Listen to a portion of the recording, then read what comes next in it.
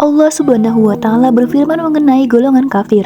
Semoga kita semua menjadi penghuni surga.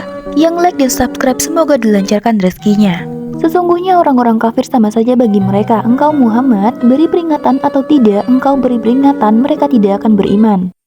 Allah telah mengunci hati dan pendengaran mereka. Penglihatan mereka telah tertutup dan mereka akan mendapat azab yang berat. Ketahuilah bahwa panasnya api neraka 70 kali panasnya api di dunia. Semoga kita semua menjadi penghuni surga. Yang like dan subscribe semoga dilancarkan rezekinya. Dari Abu Hurairah radhiyallahu anhu, Rasulullah shallallahu alaihi wasallam bersabda, api yang dinyalakan oleh Ibnu Adam adalah satu bagian dari 70 bagian dari panasnya api Jahannam. Hadis riwayat Bukhari dan Muslim. Ketahuilah, inilah amalan dalam Islam yang dapat mencerdaskan otak. Semoga kita semua menjadi penghuni surga. Yang like dan subscribe semoga dilancarkan rezekinya. Pertama, meningkatkan ketakwaan. Dalam ceramah Ustadz Adi Hidayat menjelaskan tentang kandungan surat Al-Baqarah ayat 282. Dalam surat tersebut terdapat rahasia bagaimana Allah akan memberikan pengetahuan, kekuatan ingatan, dan mudah dalam belajar pada manusia yang meningkatkan ketakwaannya. 2. Memperbanyak puasa. Sebuah penelitian pernah dilakukan oleh Dr. Ibrahim Kazim dari Trinidad Islamic Academy mengenai keterkaitan puasa dengan kecerdasan otak. Melalui teknologi elektroencephalografi, Dr. Ibrahim Kazim merekam gelombang otak pada manusia yang sedang berpuasa. Hasilnya ada semacam gelombang halus yang terjadi pada otak manusia sehingga membuat otak terasa lebih nyaman. 3. Membaca Al-Quran. Membaca Al-Quran dapat meningkatkan kecerdasan seseorang. Pasalnya ada 3 aktivitas sekaligus jika seseorang membaca Al-Quran, yakni membaca, melihat huruf asing, dan mendengarkannya agar sesuai. Hal inilah yang membuat aktivitas membaca Al-Quran dapat meningkatkan konsentrasi dan ketelitian. 4. Membaca doa mencerdaskan otak. 5. Memperpanjang waktu sujud. Sungguh, janganlah berzina. Semoga kita semua menjadi penghuni surga. Yang like dan subscribe semoga dilancarkan rezekinya. Allah Subhanahu wa Ta'ala berfirman, dan janganlah kamu mendekati zina. Sesungguhnya zina itu adalah suatu perbuatan yang keji dan jalan yang buruk. Quran Surat Al-Isra ayat 32. Sulit dipercaya, apakah benar ilmuwan sudah temukan trompet sangkakala? Semoga kita semua menjadi penghuni surga. Yang like dan subscribe semoga dilancarkan rezekinya.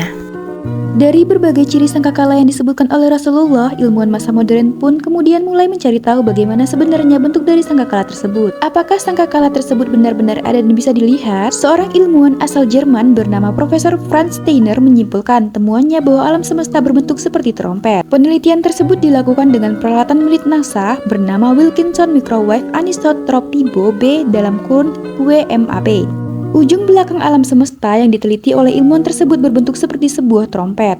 Di luar trompet, alam semesta sudah tidak bisa diamati.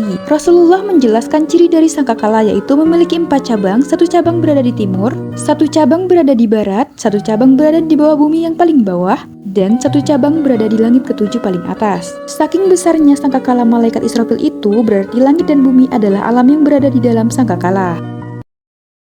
Inilah 10 golongan wanita yang tidak diizinkan mencium harumnya bau surga tetapi dinantikan oleh neraka. Semoga kita semua menjadi penghuni surga.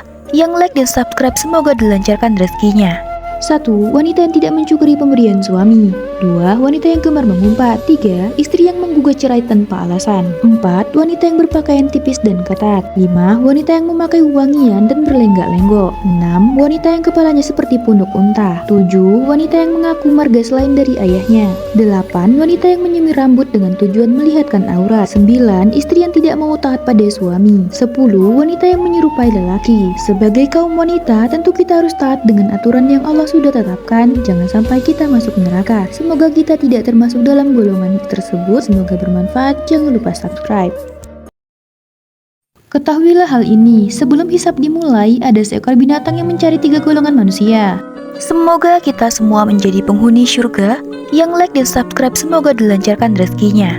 Dalam kitab Tambihul Ghafilin disebutkan muncullah dari Jahannam seekor binatang yang lehernya panjang, matanya berkilat dan fasih berbicara. Lalu binatang itu melompat ke arah manusia sambil berkata, "Aku diperintahkan untuk mengambil orang-orang yang sombong dan buruk akhlaknya." Kemudian binatang itu mematuk sekelompok manusia seperti seekor binatang yang mematuk biji-bijian, lalu melemparkan mereka ke neraka. Selanjutnya seekor binatang itu keluar lagi dari neraka dan berkata, "Kini aku diutus kepada setiap orang yang membuat Allah dan Rasulnya murka." Lalu orang-orang yang dicari dicari itu dipatuknya dan dilemparkan ke jahanam. Kemudian binatang itu muncul lagi dan menargetkan orang yang suka menggambar dan melukis makhluk hidup. Lalu orang-orang yang dicari itu dipatuknya dan dilemparkan ke jahanam. Setelah ketiga golongan itu masuk ke neraka, barulah hisab dimulai. Inilah 5 hewan yang dilarang dipelihara dalam Islam. Semoga kita semua menjadi penghuni surga. Yang like dan subscribe semoga dilancarkan rezekinya. Pertama anjing, 2 ular, 3 burung elang, 4 tikus, 5 cicak. Wallahu a'lam bishawab.